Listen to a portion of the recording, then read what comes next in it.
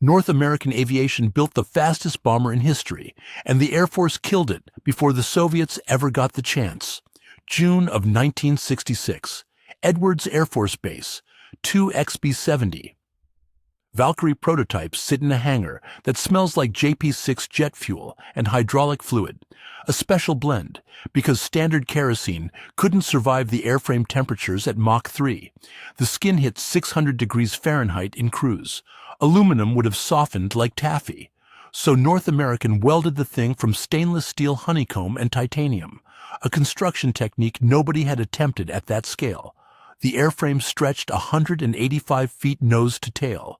6 General Electric YJ-93 turbojet engines clustered in a row beneath a delta wing that spanned 105 feet. The wingtips folded down in flight, not for storage, for aerodynamics, compression lift. The shockwave generated at Mach 3 rode beneath that enormous delta, and the drooped tips trapped it there, turning the airplane's own sonic boom into a lifting surface. The Valkyrie didn't fight the physics of supersonic flight, it weaponized them. If your father or grandfather ever talked about this airplane, or if you've carried a detail about the Valkyrie program that deserves an audience, put it in the comments. Hit subscribe and like, so this channel keeps finding the people who remember. 70,000 feet, Mach 3.1, 2,000 miles per hour.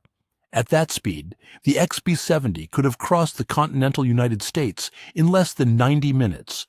No Soviet interceptor in 1962 could have touched it. No surface-to-air missile could have caught it. That fact defined the entire rationale. Fly so high and so fast that defense becomes impossible. The Pentagon planned a fleet of 250. Curtis LeMay wanted them desperately. Strategic Air Command built its next-generation war plan around a penetrating Mach 3 bomber force that would render Soviet air defenses irrelevant. Then, the SA-2 guideline shot down Gary Powers over Sverdlovsk on May 1, 1960. A U-2 at 70,000 feet, killed by a missile the CYA had assured Eisenhower couldn't reach that altitude. Overnight, the fundamental assumption beneath the B-70 program evaporated. If a missile could kill a U-2 at 70,000, it could kill a Valkyrie at 70,000. Speed helped. Mach 3 bought reaction time problems for the Defender. But the missile engineers in the Soviet Union had time and funding and motivation, and the trajectory of surface-to-air technology pointed in one direction. Robert McNamara cut the production run, then cut it again. 250 bombers became 0. The program survived only as a research effort. 2 prototypes, ship number 1, ship number 2. That second airframe had 4 months left to live. The wind at Edwards carried alkali dust off Rogers Dry Lake, fine white powder that settled on everything, crept into engine intakes, coated the inside of your throat. North Americans' engineers had been breathing it since 1955, when the Air Force issued Weapon System 110A, a requirement for a chemically powered intercontinental bomber capable of sustained Mach 3 cruise. The chemistry part mattered. Early concepts ran on exotic boron-based fuels called zip fuels, Project HEF, high-energy fuel, that promised 40% more energy per pound than JP4. Toxic, corrosive, wildly expensive. The boron exhaust deposited ceramic residue inside turbine blades. General Electric spent years trying to make it work. The fuel program collapsed by 1959. Billions spent. The word the GAO report used for the zip fuel investment was unrecoverable, but the airframe survived. North American's chief designer, Harrison Storms, had stumbled onto compression lift almost by accident. Wind tunnel tests at the company's Los Angeles facility showed that a large delta wing flying at Mach 3 generated a powerful bow shock wave beneath the fuselage. Most designers treated that shock as a problem: drag, heating, structural stress. Storms saw a floor. Fold the wingtips downward 65 degrees, and they acted as walls, capturing the high-pressure region beneath the wing. The airplane rode its own compressed air like a sled on a rail. Lift-to-drag ratio jumped by 30%. No additional fuel burn. No additional thrust required. Free performance, paid for by geometry. "We didn't invent the physics," Storms told Aviation Week in 1964. "We just stopped ignoring them." That breakthrough should have guaranteed production. LeMay fought for the B-70 like a man defending his house. He understood penetrating bombers. He'd built SAC around them. The B-52 force could deliver megatons at subsonic speed, but Soviet radar networks and interceptor fleets grew denser every year. A Mach 3 bomber at 70,000 feet compressed the defender's reaction window to minutes, maybe less. McNamara didn't care. The Secretary of Defense had come from Ford Motor Company with a systems analysis mind and an accountant's suspicion of Air Force wish lists. His analysts ran the numbers on intercontinental ballistic missiles versus manned bombers and concluded the Minuteman ICBM could deliver a warhead to Moscow for a fraction of the cost. Unit price on each B-70 airframe, $750 million in 1964 money. Adjusted for inflation, north of $6 billion today. McNamara called the bomber a weapon in search of a mission during closed-door testimony to the Senate Armed Services Committee in March of 1961. The transcript stayed classified until 1997. LeMay lost. The generals who backed the B-70 lost. North American Aviation, which had bet its future on the contract, began hemorrhaging engineering talent to other programs. Storms held on. He believed flight data from the two prototypes would force the Pentagon to reverse course, that once the airplane demonstrated sustained Mach 3 cruise, the performance would speak louder than McNamara's slide decks. Ship number 1 flew on September 21, 1964. It reached Mach 3 on October 14, 1965. Ship number 2, the improved airframe with better engine inlets and a redesigned fuel system, first flew on July 17, 1965. By the spring of '66, the two prototypes had logged dozens of supersonic flights. The data confirmed everything Storms had promised. Compression lift worked. The airframe handled beautifully at speed. The engineers at Edwards walked taller. None of it mattered. The production decision had already been made. The Valkyrie existed now as a flying laboratory, the most beautiful and capable research aircraft ever built, gathering data for a bomber fleet that would never exist. Edwards Air Force Base, June 8, 1966. The Mojave sun baked the ramp at 104 degrees. Heat shimmer bent the air above the concrete until the parked aircraft looked liquid, unreal. The smell of hot tarmac mixed with kerosene exhaust from a T-38 that had just taxied past. General Electric wanted a photograph. 5 aircraft, all powered by GE engines, flying in tight formation for a company publicity shot. The centerpiece, the XB-70 Valkyrie, ship number 2. Flanking it, an F-4 Phantom, an F-5 Freedom Fighter, a T-38 Talon, and an F-104 Starfighter. A corporate beauty shot, marketing material for General Electric's engine division. The kind of thing that gets approved 3 levels below anyone who should have been paying attention. Joe Walker drew the F-104, chief research pilot for NASA, 45 years old, a man who had flown the X-15 to the edge of space, 271,000 feet, August of 1963, high enough to qualify for astronaut wings. He'd logged more time above Mach 5 than almost anyone alive. Walker didn't need this flight. He'd agreed to it as a favor. He would not survive it. Al White and Carl Cross sat in the Valkyrie's cockpit, White in the left seat, Cross in the right. Cross had 12 flights in the XB-70. White had more. The formation assembled at altitude over the desert. 5 jets tucked into a loose echelon right, holding roughly 300 knots. A Learjet-carrying photographer Clay Lacey paced them from above and to the side. Lacey burned through film. The formation held for several minutes. GE got its pictures.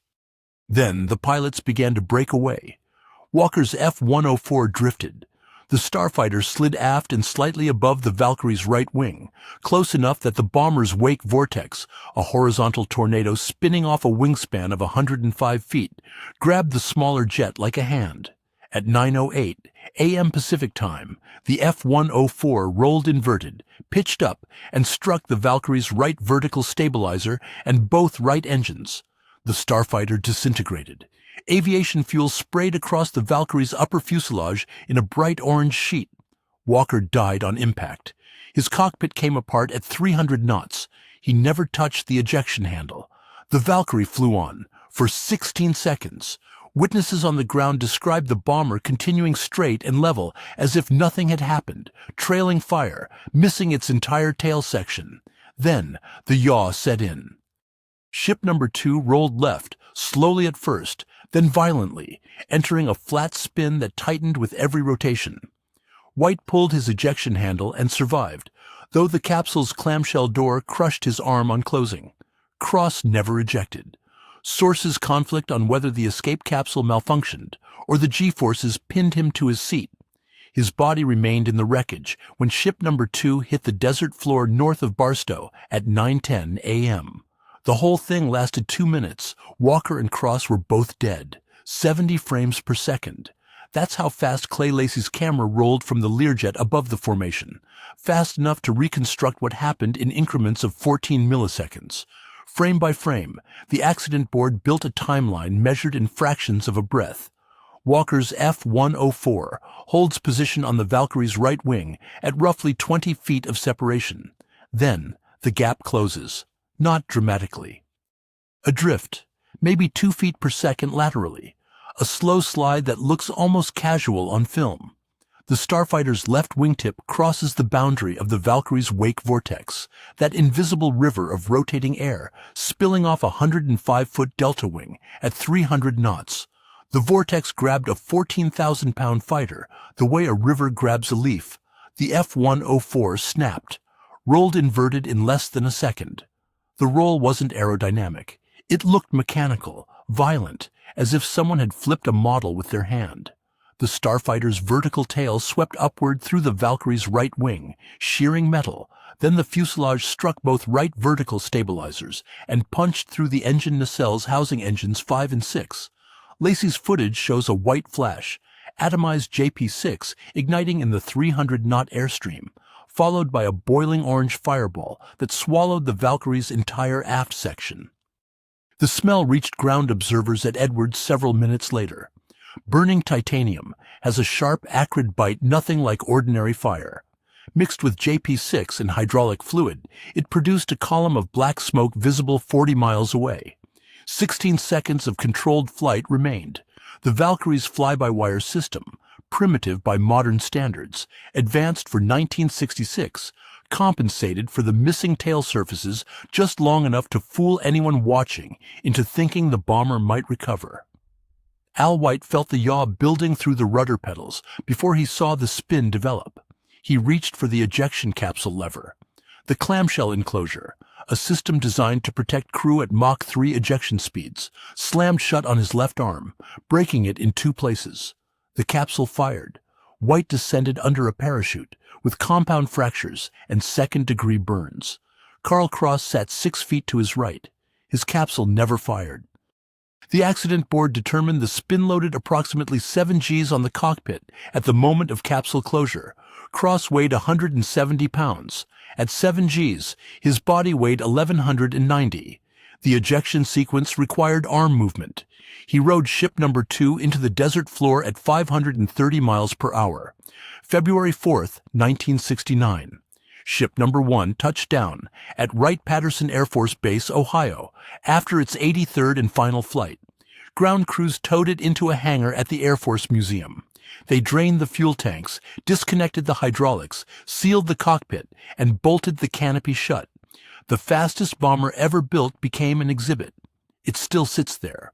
Visitors walk beneath a delta wing that spans 105 feet and look up at folding wingtips frozen in the cruise position, 65 degrees down, locked where they captured shock waves at Mach 3. The airframe smells like old aluminum and preservative wax. Most people photograph it and move on. They don't know it's the only one left. Harrison Storms never built another bomber. North American Aviation merged with Rockwell in 1967, partly because the B-70 cancellation gutted the company's military backlog.